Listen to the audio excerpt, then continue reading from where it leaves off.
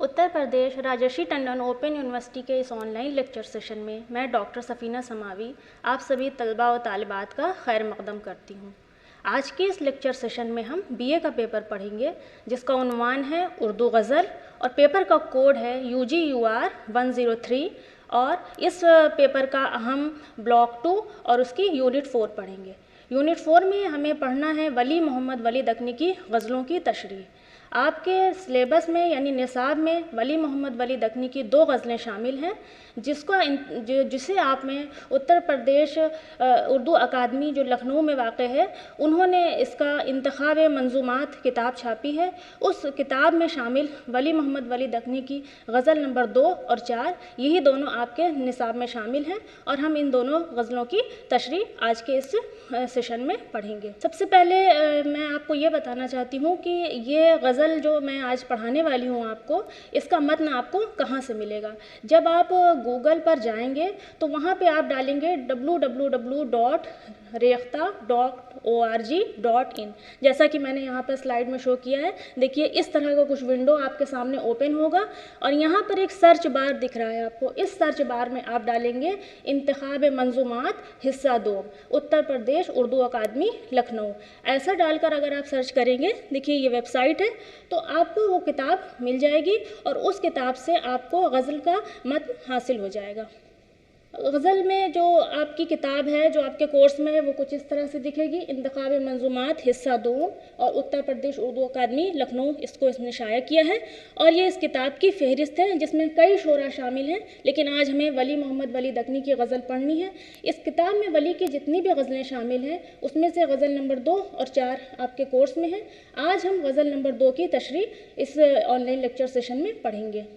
गज़ल की तशरीह पढ़ने से पहले आप लोगों को ये जानना ज़रूरी है कि गज़ल का सियाक़ व सबाक़ कैसे लिखा जाता है। उसके लिए मैंने ये 3 तरीक़े के सियाक़ व सबाक़ लिखे हैं। आइए इसको पढ़ के देखते हैं कि सियाक़ व सबाक़ किस तरह से लिखा जाएगा।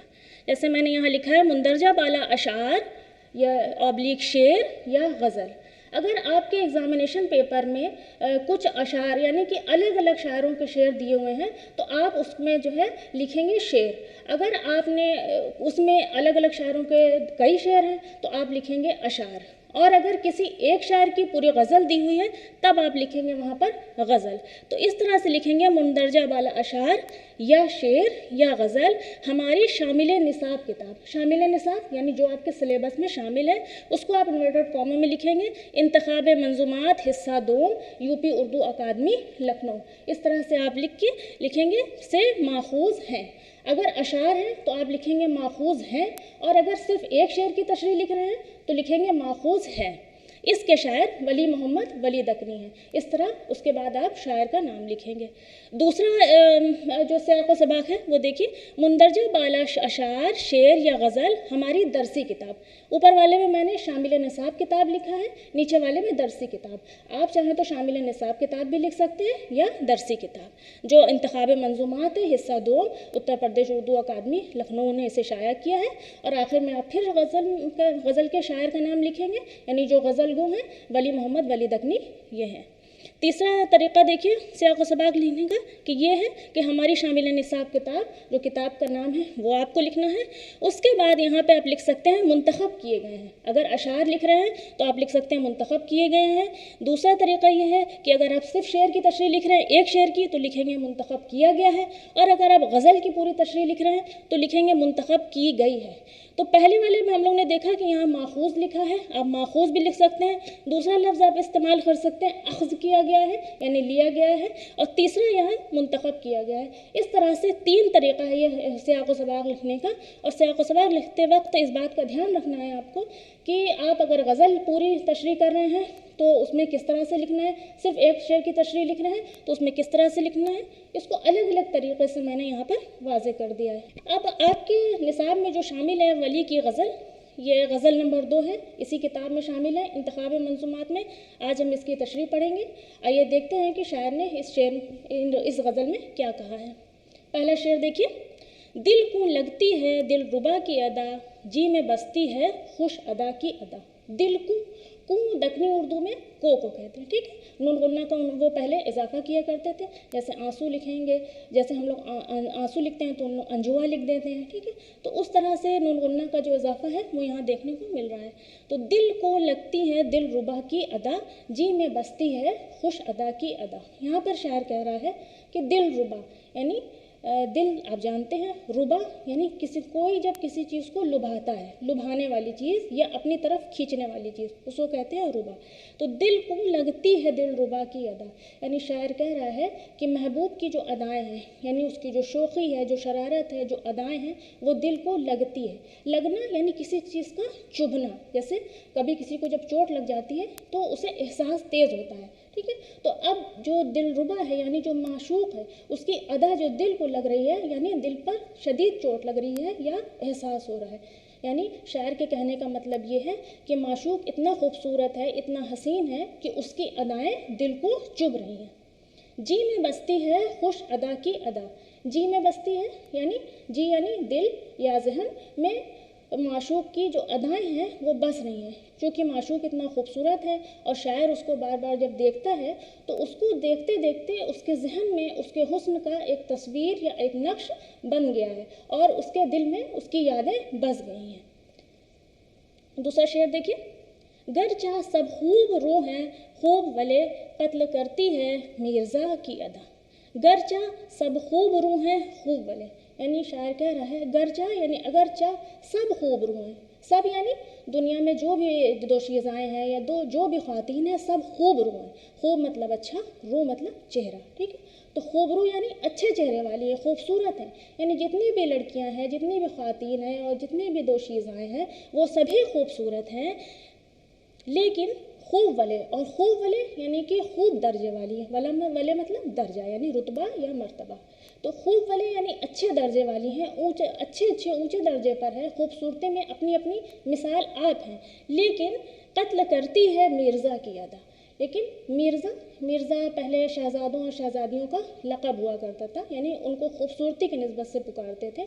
यहाँ पे शायर ने अपने माशूक को मिर्ज़ा का लक़ब दिया, यानी शहज़ादी कह रहे हैं कि मेरी जो शहज़ादी है यानी मेरा जो माशूक है उसकी अदा इन सब में सबसे अलग है। गरचा दुनिया में जितने भी लोग हैं वो सब अपनी अपनी जगह खूबसूरत हैं, एक से बढ़कर एक दर्जे पर खूबसूरत हैं, लेकिन जो मेरा माशूक है वो इन सभी में सबसे ज़्यादा सबकत ले जाता है, सबसे ज़्यादा खूबसूरत है। तीसरा शेर देखिए, हर्फ बेजा बजा है गर बोलूं दुश्मने होश है पिया की अदा। हर्फ बेजा, हर्फ यानी कि कोई भी लफ्ज़, बेजा यानी बेमसरफ़ है, बेवक़्त है या बेवक्त है, बजा है गर बोलूं, बजा यानी कि ठीक है, अगर बोलूं यानी शायर कह रहा है कि मैं अगर कुछ बात बोलता हूँ यानी जो बकवास है, बेमकसद है, बेवक़्त है या बेवक्त है, कोई भी ख़राब बात है, अगर मैं बोलता हूँ तो वो बात भी बजा है यानी कि दुरुस्त है। दुश्मने होश है पिया की अदा, यानी दुश्मनी होश यानी अक्ल व फ़हम, यानी कि इंसान का जो होश व हवास होता है, जो उसकी अक्ल व फ़हम है, वो जो है जब इंसान के ऊपर हावी नहीं हो पाती है, यानी वो जब इंसान अपना होश खो बैठता है तो उसको क्या कह रहा है शायद, दुश्मनी होश है, यानी जो माशूक है उसकी जो अदाएँ हैं वो जो है इन माशूक की अदाएँ महबूब के लिए बिल्कुल दुश्मन का काम कर रही हैं, उसकी अक्ल पर हावी हो गई हैं और उसने अपना होश व हवास खो दिया है। तो जैसे ही माशूक ने अपना माशूक की अदाओं का जलवा आशिक के ऊपर आया और उसने अपना होश व हवास खो दिया, तो उसको शायर क्या कह रहा है कि दुश्मने होश है, यानी कि इस कदर इसकी अदाएँ हसीन हैं और इस कदर जो है दिल को लुभाने वाली हैं कि कोई भी इंसान अगर माशूक को देखता है, उसकी अदाओं को देखता है तो वो अपना होश व हवास खो देता है। अब ऐसी सिचुएशन में जब वो अपना होश व हवास खो देता है, उस सिचुएशन में अब वो जो कुछ भी बोल रहा है यानी कि बेवक़्त है, यानी कि ख़राब बातें भी बोलता है, बेमतलब की भी बातें बोल रहा है, बेमकसद भी बातें बोल रहा है, तो वो भी बात ऐसी सिचुएशन में यानी ऐसे हालात में सही समझी जाएगी। क्योंकि माशूक का हुस्न इतना ज़्यादा अच्छा है कि उसके हुस्न को देखते हुए ख़राब बातें भी अच्छी बातों में तब्दील हो जाती हैं। चौथा शेर देखिए, नक्श दीवार क्यों न हो आशिक हैरत अफ़ज़ा है बेवफ़ा की अदा। नक्श दीवार क्यों न हो आशिक, नक्श दीवार यानी नक्श मतलब कोई तस्वीर या कोई फ़ोटो जो दीवार पर लगी हो, उसको कह रहे हैं नक्श दीवार। क्यों ना हो आशिक, यानी कि माशूक की जो अदाएँ हैं या उसका हुस्न है वो इतना ज़बरदस्त है कि उसको देखकर आशिक जो है तस्वीर बन गया है। जैसे जब कोई इंसान कोई ऐसी चीज़ देखता है जो उसको हैरत में डाल देती है तो थोड़ी देर के लिए वो साकित हो जाता है, बिल्कुल खामोश हो जाता है, यानी तस्वीर की सूरत में हो जाता है। इसी तरह आशिक कह रहा है कि जब मैंने माशूक के हुस्न को देखा तो मैं नक्श दीवार हो गया, यानी कि मैं तस्वीर की सूरत हो गया, एक मुजस्समा सा बन गया। हैरत अफ़ज़ा है बेवफ़ा की अदा। हैरत अफ़ज़ा, हैरत यानी कि ताज्जुब, अफ़ज़ा यानी बढ़ाने वाली, यानी कि ताज्जुब को बढ़ाने वाली है बेवफ़ा की अदा। यानी बेवफ़ा यानी माशूक को वो कह रहा है कि माशूक की अदाएँ ऐसी हैं जो उसके हैरत को बढ़ा देती हैं, यानी उसका हुस्न, उसकी खूबसूरती और उसके जलवे को देखकर ऐसा लगता है कि इंसान ने कहीं ऐसा हुस्न नहीं देखा है, ऐसी खूबसूरती नहीं देखी है, और उस खूबसूरती और हुस्न को देखकर वो तस्वीर की सूरत बन जाता है, यानी एक जगह साकित हो जाता है, मुजस्समा सा बन जाता है। अगला शेर देखिए, गुल हुए गर्क आब शबनम में देख उस साहिब हया की अदा। गुल हुए गर्क आब शबनम में, गुल यानी कि फूल, गर्क होना यानी कि डूब जाना, आब शबनम में, आब मतलब पानी, शबनम मतलब ओस की बूंदें। तो अब गुल यानी फूल जो है, हालांकि अगर आप देखें सर्दी के दिनों में जो फूलों के ऊपर ओस पड़ती है तो छोटी छोटी बूंदों की शक्ल में होती है, लेकिन ये बूंदें इतनी कम तादाद में होती हैं कि उसमें फूल डूब नहीं सकता है, बल्कि वो फूलों के ऊपर रहती हैं। लेकिन शायर ने मुबालगा आमेज़ अंदाज में यहाँ पे क्या कहा है कि हमारा माशूक यानी हमारा महबूब, अगले मिसरे में देखिए कि देख उस साहिब हया की अदा, यानी कि वो हमारा माशूक जो है इतना शर्मीला है, इतना हया वाला है कि उसकी हया को देखकर जितने भी फूल थे उनके ऊपर जो ओस पड़ी थी वो ओस के पानी में ही डूब गए, यानी शर्म से पानी में ही छुप गए, क्योंकि हमारा माशूक बहुत शर्मीला है, हया वाला है, और उसकी हया और उसके शर्मीलेपन को देखकर फूलों ने भी अपने आप को ओस में छुपा लिया, यानी ओस की बूंदों में छुपा लिया। अश्क रंगी में गर्क है निस दिन जिन्न देखी है तुझ हिना की अदा। अश्क रंगी में गर्क है निस दिन जिन्न देखी है तुझ हिना की अदा। दूसरे वाले मिसरे से शुरू करते हैं तशरीह कि जिन्न देखी है तुझ हिना की अदा, यानी कह रहे हैं जिन लोगों ने भी माशूक के हाथों पर जो मेहंदी लगी है उसका रंग देखा है, यानी मेहंदी का रंग सुर्ख होता है, अब माशूक ने जब मेहंदी अपने हाथों पर लगाई तो उसका हाथ भी सुर्ख हो गया। तो जिन लोगों ने उसके सुर्ख हाथों को देखा तो उनकी आँखों में क्या हुआ कि वो सुर्ख रंग बस गया। तो अब जिन लोगों ने उस सुर्ख रंग यानी कि लाल रंग को देखा, अश्क रंगी में गर्क है निस दिन, वो तमाम लोग माशूक के उस लाल हाथों को यानी लाल हथेलियों को याद कर करके अश्क रंगी यानी कि लाल रंग के आंसू बहा रहे हैं। निस दिन यानी कि निस मतलब रात, दिन मतलब दिन होता है, तो रात और दिन यानी कि जब जब वो रो रहे हैं तब तब वो जो है लाल रंग के आंसू बहा रहे हैं, यानी माशूक के हिना का जो रंग था वो इस कदर ज़बरदस्त था, इस कदर गाढ़ा था कि देखने वाले की आंखों में समा गया है। उसके समाने से ये हुआ है कि जिन लोगों ने भी माशूक के हाथों को याद किया और याद करने के बाद आंसू बहाए तो उनके आंसू भी लाल रंग के निकले, यानी कि रात और दिन जब वो मुसलसल रो रहे हैं तो उनके आंसू भी सफ़ेद नहीं निकल रहे हैं। आमतौर से आंसू सफ़ेद निकलते हैं, पानी का रंग होता नहीं है कोई, तो वो सफ़ेद आंसू होते हैं, बेरंग होते हैं। लेकिन यहाँ पर क्या हुआ कि माशूक की मेहंदी को देखकर और उसके रंग को देखकर जिन लोगों ने भी रोया या आंसू बहाया उनका आंसू का रंग जो है लाल हो गया। नेक्स्ट शेर देखिए, ऐ वली दर्द सर की है दारू तुझको उस संदली क़बा की अदा। ऐ वली यानी शायर अपने आप को मुखातिब करके कह रहे हैं दर्द सर की है दारू, दारू मतलब दवा, आमतौर से बोला जाता है दवा और दारू, ठीक है, तो दारू का मतलब दवा, दक्कनी उर्दू में दवा के लिए लफ्ज़ दारू का इस्तेमाल किया जाता है। कह रहे हैं दर्द सर की है दवा, यानी कि क्या चीज़ दवा है, मुझको उस संदली क़बा की अदा, यानी कि मेरा जो माशूक है, शायर कह रहे हैं वो संदली क़बा वाला है। संदल कहते हैं चंदन को, चंदन का रंग होता है गंदुमी रंगत, यानी कि आप जो है जिसे हल्का बादामी रंग भी कह सकते हैं। तो बादामी रंग वाला जो माशूक है, संदली रंग वाला जो माशूक है, उसकी क़बा है, यानी उसकी क़बा यानी ऊपरी लिबास को कहते हैं जो जिस्म के ऊपर पहना जाता है। अब यहाँ पर क़बा से मुराद है माशूक की जो स्किन का कलर है, यानी माशूक की जो खाल का कलर है वो संदली है।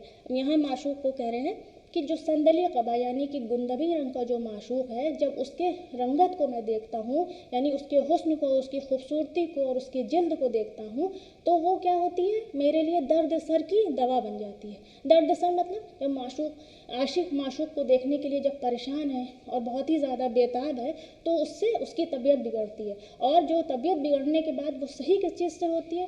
شاعر بتا رہے ہیں کہ وہ صحیح ہوتی ہے جب وہ معشوق کی رنگت کو دیکھتے ہیں اور اس کو دیکھتے ہیں، اس کو دیکھنے کے بعد اس کے حسن کی تاثیر سے ان کی طبیعت میں اچھا بھی ہوتی ہے، اضافہ ہوتا ہے، تب جو ہے ان کی طبیعت بحال ہو جاتی ہے۔ یعنی کہ کوئی بھی مرض جب انہیں ہوتا ہے یا ان کی طبیعت خراب ہوتی ہے تو معشوق کے دیدار کے بعد ہی وہ ٹھیک ہوتی ہے۔ یہ آج کی یہ غزل تھی، غزل نمبر 2 جو ہم نے پڑھی ولی محمد ولی دکنی کی۔ امید ہے کہ آپ لوگوں کو اس کی تشریح سمجھ میں آئی ہوگی۔ اس کے متن کے لیے آپ اس کتاب کو انتخاب منظومات حصہ 2 اس کو دیکھ سکتے ہیں۔ اب دوسرے لیکچر میں ہم ولی محمد ولی دکنی کی غزل نمبر 4 پڑھیں گے اور دیکھیں گے کہ اس میں شاعر نے کیا کچھ کہا ہے۔ شکریہ۔